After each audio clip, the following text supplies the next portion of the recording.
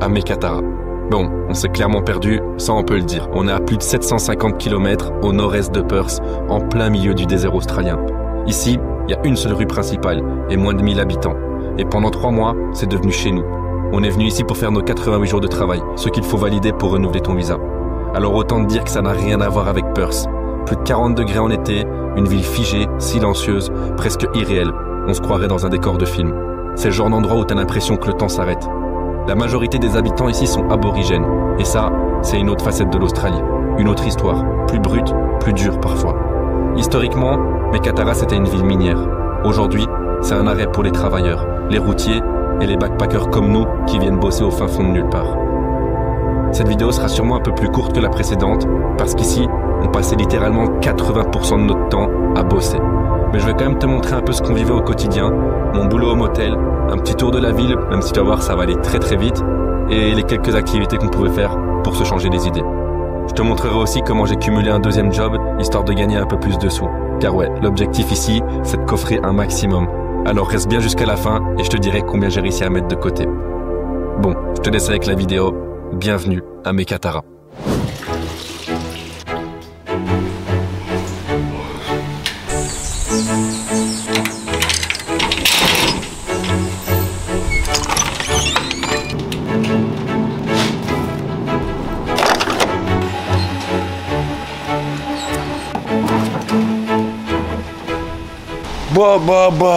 Bon, en gros, comme tu as vu, je commence par préparer le petit déjeuner, sortir les poubelles, faire le tri. Et ensuite, j'enchaîne avec plein de petites tâches. Alors, ça dépend un peu de ce qu'il y a à faire. Mais là, par exemple, il y a plus blindé. Donc, tu vois, je vais devoir balayer, par exemple, devant la réception.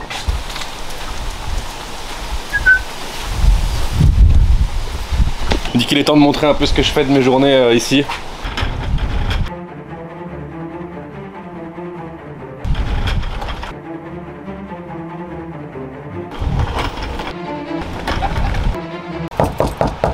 Housekeeping. Je commence par défaire le lit. Donc on enlève les tailles, on enlève les draps. Parfois on les laisse parce qu'on n'a pas envie de les changer. Donc des fois on les laisse. C'est pas bien mais c'est un secret entre toi et moi ça. Ensuite vérification, est-ce qu'on a du lait? Ouais, on a du lait. Ici, qu'est-ce qui manque? 4 cafés, 4 sucres, 4 thé, il nous faut 4 chocolates. Ensuite je regarde. Shampoing et conditionneur, on peut les réutiliser, ils n'ont pas été ouverts. Qu'est-ce qui va nous manquer? De savon. Ouais, juge. De savon. Savon, grande qualité. Savon qui n'a pas d'odeur. Je vérifie si la climatisation fonctionne. Bip. Ok, ça fonctionne. Ensuite, direction la salle de bain. Là, je viens chercher le savon qui est dans la douche. Je le jette à la poubelle. Je ramasse. Essuie sale. Essuie sale. Essuie trempé. Ah! Essuie trempé. Dégueulasse. Je prends rideau de douche. Rideau de douche. Je tourne. Je jette. Il faut faire attention de ne pas se toucher. Attention, le bas est souvent très mouillé. Rideau de douche n'a pas été changé depuis quelques années. J'intercepte la poubelle. Poubelle, je jette. Deuxième poubelle, interceptée. Je déplie. Je secoue. J'insère. On dirait trop de ces gens. Les téléachats. Alors normalement, quand on parle d'efficacité, il y a un résultat. Et voilà comment on nettoie une chambre. Moi en gros il me disait que la clim il n'arrivait pas à la régler, que ça restait tout le temps la même puissance. Est-ce que ça en bat les couilles? Oui. Bon, du coup l'heure de manger. Je vais pas renverser mon assiette mais en gros brocoli, poulet et purée. Donc bref, moi je vais manger et puis je te montrerai après ce que je fais pendant l'après-midi. Bon, j'ai fini ma pause. En général je prends 30 minutes, 1 heure, ça dépend un peu des jours. Et en fait je reviens directement ici pour terminer tout ce qui est laundry. Donc en gros je termine les machines, je mets les trucs dans le sèche-linge, j'enlève les trucs du sèche-linge, je replie un peu tous les draps. Et ensuite je continue avec tout ce qui est maintenance. Et en gros la partie maintenance, je fais tout ce qui est ton de la pelouse, entretien des parterres, arroser les plantes, couper les plantes, plein de tâches un peu variées. C'est ça qui est cool d'ailleurs, c'est que je fais un peu tous les jours des trucs différents. Bref, en gros là je vais aller continuer la maintenance. Et à mon avis je vais travailler jusqu'à 15h, 15h30. Histoire d'avoir fait mes 8 heures. C'est quand même fatigant, là on se réjouit d'avoir fini nos 88 jours. Et moi je te reprends pour la suite de la vidéo, que ce soit la station essence, dans ma chambre, peu importe, quelque part d'autre que dans cette laundry. Bon, il est environ 16h, ça fait 30 minutes que j'ai fini de travailler. Et là, il est enfin temps pour moi de me poser après avoir pris une bonne petite douche. Et au passage, je vais te montrer un peu ma chambre, parce que je ne te l'ai pas encore montré. Et ce serait quand même sympa que je te montre où je pionce depuis maintenant 2 mois. Donc voilà ma chambre qui est juste toute petite. Petite parenthèse pour dire au passage qu'à la base on avait une chambre double avec Eléa, mais que le patron qui vient genre une semaine tous les 2 mois est venu comme par hasard quand on était là et a dit ouais il faut que vous changez de chambre parce que bon je vais te montrer mais des travaux dans le couloir et tout. Depuis qu'on a changé de chambre, les chambres n'ont jamais été louées donc ça n'a pas trop de sens, mais du coup bon on se retrouve chacun dans des petites chambres comme ça. Donc en gros on a une table, un lit qui heureusement est bien. Moi ce que j'ai fait en fait c'est que malin garçon, en gros j'ai trouvé un matelas tout neuf emballé, des coussins tout neufs emballés, j'ai pris des nouveaux draps et tout, parce qu'autant dire que dormir dans les vieux trucs qui étaient déjà là, ça donne vraiment pas envie. Donc heureusement, ça c'est vraiment mon petit confort. Ensuite, j'ai la climatisation et le ventilateur qui sont indispensables, sinon tu crèves. Et un superbe frigo qui est bien vide, carrément la lumière elle s'allume plus. Bref, sur le frigo, bah, du coup petite bouilloire. Mais mon matériel vidéo, mon PC, tout ça, enfin bref, ici j'ai un petit bureau où j'essaye un peu de travailler quand j'ai le temps, parce que du coup bah, comme je t'ai expliqué, vu que je travaille de 7h à 16h ici et que je travaille de 18 à minuit à la station essence, moi j'ai pas souvent le temps de me poser dans ma chambre et de travailler sur tout ça. Donc bon voilà, au final pas grand chose à dire sur ma chambre, assez petit, je crois que ça va faire 3 mètres sur 3 maximum. Maintenant je vais vite fait te montrer ma salle de bain qui est juste pépite. J'espère que tu es prêt, accroche-toi parce que tu vas en prendre plein la vue. Voilà ma salle de bain de luxe avec supplément, poubelle qui déborde, douche de haute qualité. Alors cette douche là je préfère même pas en parler, je pense qu'il n'y a jamais personne qui l'a utilisée. Ça brille, hein. Le sol brille, je pense que tu peux pas avoir plus propre que ça. Genre je pense que même dans un... Même au Hilton il n'y a pas. Regarde, petite chaise, ça c'est mon petit luxe, ça c'est moi. Petite chaise dans la douche, histoire de pouvoir me doucher assis. Parce que je t'avoue, bah, je reste tout le temps debout toute la journée, donc le seul moment où je m'assieds plutôt, bah, c'est là-bas. Bref, ça doit être super chiant, là, ça résonne. Mais bon, je vais pas te montrer les shots, mais en gros, je te montre quand même les shots, voilà. Bref, rien de plus à dire sur cette salle de bain de luxe qui est juste absolument incroyable. Je pense que toi aussi, tu aimerais venir prendre une douche ici, voire même prendre une douche avec moi. C'est tout pour la présentation de ma chambre et de la salle de bain. Maintenant, je pense que je vais aller prendre la voiture parce que j'aimerais bien faire des petites courses. Et d'ailleurs, je vais en profiter pour faire quelques images avec le drone et tout, parce que j'ai pas encore trop pris le temps de le faire. Je te retrouve directement ce soir pour aller travailler à la station essence, histoire de te montrer un peu tout ce que je fais. Bref, je te laisse sur ce magnifique plan d'un couloir en travaux. Du coup, je marche direction la station essence où je pars travailler de 18h à minuit. Je fais à peu près 14 heures par jour le lundi, mardi et mercredi avec le motel et la station, histoire de coffrer un max d'oseille comme d'habitude et de revenir les poches pleines en Belgique ou de tout claquer sur les îles. Ça, on verra la suite du projet. Hello. Hi, how are you doing? Good, good and you? Bon les gars, je vais faire mon check-in, je vais ranger la caméra et je vous montrerai après un peu comment ça se passe.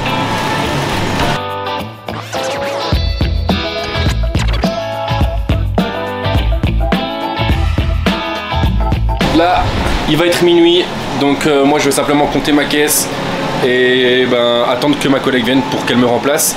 Ensuite je vais rentrer au motel, aller manger, prendre ma douche et me coucher. Parce que bah, comme tu peux t'en douter, en travaillant au motel toute la journée et ici toute la soirée, bah, je suis absolument KO, j'ai mes jambes en compote. Heureusement, il y a quand même quelques petits trucs qui nous permettent de se détendre. Et ça c'est la suite de la vidéo, donc on se retrouve certainement demain matin ou le samedi pour moi, mais pour toi ce sera dans une seconde. Je te dis à tout de suite pour la suite et je te montre maintenant qu'est-ce qu'on peut faire pour se détendre à Mekatara. Bon du coup, comme je disais, là je vais prendre la petite voiture qui nous est mise à disposition du coup par le motel avec lequel on travaille. C'est plutôt sympa d'ailleurs parce que franchement pour tout ce qui est faire des courses, simplement aller un peu se balader, même si bon je pense que je l'ai déjà dit, je le redis, mais se balader à Mekatara c'est bah, clairement faire le tour de la ville parce que c'est très petit. Et puis moi ça me permet de faire un peu mes marques et de rouler un peu en Australie parce que du coup, comme tu as pu le remarquer, le volant est à droite. Et moi je suis pas du tout habitué à ça, c'était clairement la première fois que je conduisais volant à droite en venant ici. Donc bah voilà, c'est toujours ça de bien, je trouve que c'est cool. Bon les gars, là je suis dans l'hôtel de Mekatara. C'est un peu chelou. Je sais pas s'il y a quelqu'un pour m'accueillir, j'ai pas trop l'impression. There's nobody inside? They're in there. They're just fucking. They're standing at the back. The plumbers and all those things. Ah yeah, okay. Yeah. On se retrouve devant le magnifique cinéma de Mekatara, les gars, qui n'a clairement jamais été ouvert de toutes les fois où je suis passé devant. Dommage, parce que quand je vois l'endroit et quand je vois le décor, ça aurait quand même été assez atypique. Malheureusement, bah, ce sera pas pour cette fois-ci. Dommage, dommage quand même. T'as l'impression que la ville se meurt un petit peu tout doucement. Vraiment 80% des commerces, comme celui à ma gauche, est encore une fois fermé. Juste ici, on a un boucher, butcher, que j'ai lui aussi jamais vu ouvert. On a un skatepark aussi à Mekatara. Skatepark, bah pareil. En fait, je peux te faire la vidéo visite de Mekatara en voiture. Maintenant, je peux te montrer directement l'église qui est juste ici. Église qui, elle aussi, me semble être abandonnée. Là, tu peux voir quelques habitations bien typiques d'ici. Tu auras sûrement la ref si tu as joué à GTA V. Moi, c'est des baraques qui me font penser aux baraques, à la baraque plutôt de Trevor. Le fameux, le bon vieux Trevor dans GTA V. Si t'as pas la ref, frérot, revois tes classiques. J'ai l'impression d'être vraiment... Comment ça s'appelle la ville déjà? Je vais essayer de retrouver le nom, je le mettrai. La ville de Trevor. Ah putain, je trouve plus les gars. Mais en tout cas, vous aurez capté de quoi je parle, je pense. Bon, comme tu as pu le voir, il n'y a vraiment pas grand chose à faire. Et une fois que tu as fait le tour de la ville, bah t'as vite compris. Du coup, notre journée se terminait presque toujours à la piscine. En même temps, quand il fait plus de 40 degrés, crois-moi que c'est pas facile de s'en passer. Bon, au final, ça nous aura coûté un bon billet, mais ça en valait la peine. On allait aussi voir le coucher de soleil au Lookout, qui est un point de vue qui surplombe la ville, ou bien à Pisse-Gorge, un endroit où les voyageurs s'arrêtent pour camper, mais surtout pour admirer le coucher de soleil. C'est clairement magnifique. Et puis, le vendredi soir, c'était le rendez-vous de la semaine pour aller au pub et tenter de gagner le jackpot. Je t'explique, chaque verre te donne un ticket avec un numéro. À la fin de la soirée, la serveuse tire un ticket au hasard. Si ton numéro est tiré, tu peux retourner une carte sur le grand tableau où toutes les cartes sont face cachée. Soit tu tombes sur une carte classique et tu gagnes 50 $, ou alors tu retournes l'as de pique et tu remportes le gros jackpot. Bon, du coup, j'ai décidé de filmer notre dernier soir au bar en espérant enfin toucher le gros lot. Salut les copains! Jamais c'était la J'en ai entendu. Bon les gars, il est temps de montrer les endroits où on vient se détendre un peu le vendredi soir. C'est ici qu'il y a le jeu. 2300 $. En vrai, il reste blindé de cartes. Hein. Thanks. Santé. J'ai l'impression d'avoir qu'un ticket là. Ah, moi. J'en ai 9. Non, c'est pas vrai. Laisse-la, c'est qu'elle de cactusa. Ah ouais. Ah, il y a des ratons laveurs, hein. On est là que pour la thune. Je mangeais même pas d'alcool, toi, s'il te plaît. Santé. Cheers. Welcome to Mekatara. Oh, excuse me too. Welcome to Mekatara. Bon là, le plan, aller prendre un deuxième verre, histoire de maximiser les chances, c'est notre dernier vendredi. Un verre, un ticket, hein. Let's go. Hey, mate. How are you? Come on, bro. Yeah, good, good. Are you going to Tommy after this? Yeah. Hey, let's go. You're gonna Get in for ya. a drink? Yeah, Yeah. let's do it. Okay, see you All there. right. See you Alright, later. bro. I appreciate it. Thank you, bro. Tits and ass. No. Tits and ass. Top and bottom. On goûte le tequila sunrise de Mekatara.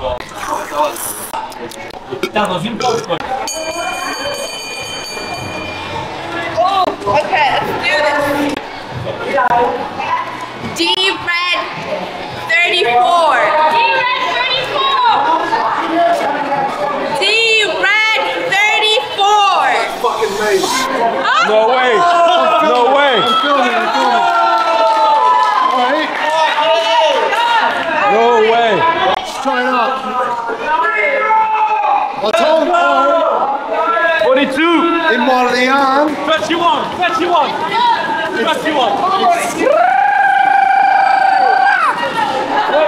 21. It's 35.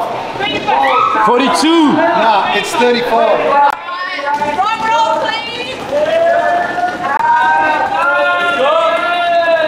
Oh shit!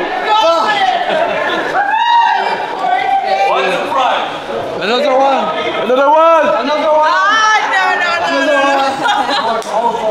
How much did you want? $50. Yeah, that's not too bad. Alors, t'es goûté ou pas? Notre vie à moi et Cookie n'a plus de sens. Hip hip hip, hurrah! Hip hip hip, hurrah! Bon bah les gars, c'était mon dernier vendredi à Mekatara, toi aussi d'ailleurs. On n'aura pas gagné, bordel. J'ai eu une balle là. On sera venu tous les vendredis. À perte. À perte. Et bah voilà, c'est là-dessus que se conclut cet épisode, cette petite épopée, ces 2 mois et demi à Mekatara.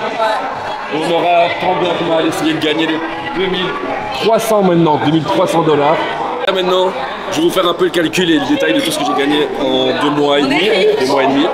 Et on va faire un peu le topo, la conclusion, et je vais vous montrer un peu ce que ça a donné tout simplement les 2 mois et demi de travail ici. Quoi.